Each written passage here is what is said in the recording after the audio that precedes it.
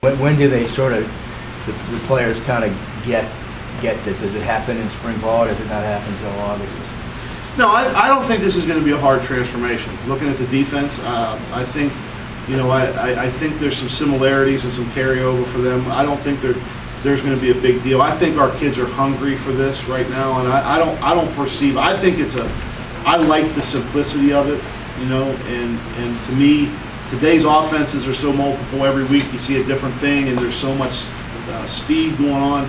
That simple isn't always bad. I think that the things we're going to do are going to translate quickly.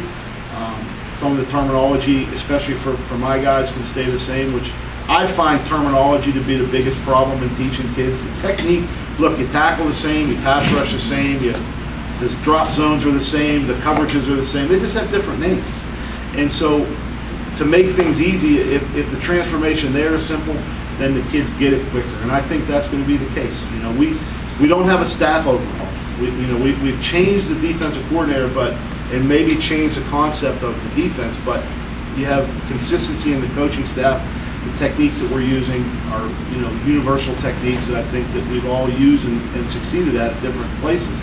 So I think that it'll be a very smooth and easy transition, and I think we'll be pretty good fast. We have some health and some depth a little bit now, and when we get this freshman class in and get some depth, which was probably our biggest issue last year, is there are some issues, obviously a lot of issues, but when you don't have numbers, when you can't rotate people, it's very difficult.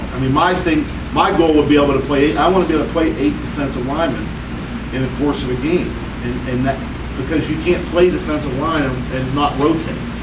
Joe Milano played 90 snaps some games. I don't know how he did it. I don't know how the kid did it. And still talk to me. So it's you guys have no idea what it's like to stand there and physically wrestle with another man that's way bigger than you for 90 snaps. That little break in the huddle isn't real long. And so we need this depth to be able to be a pressure attacking defense. And I think that we're going to be in much better shape going forward.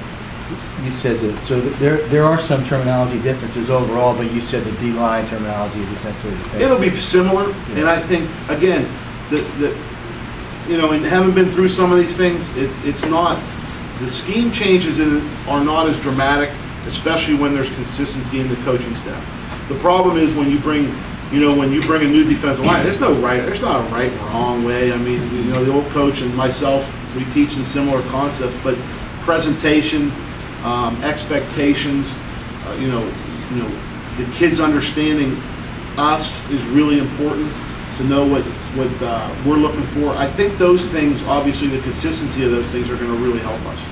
And so really the scheme change is going to be different, but there are a lot of elements that we use here last year and that was in the past used here. So there's a lot of carryover for the kids. Once they get the lingo, football lingo's always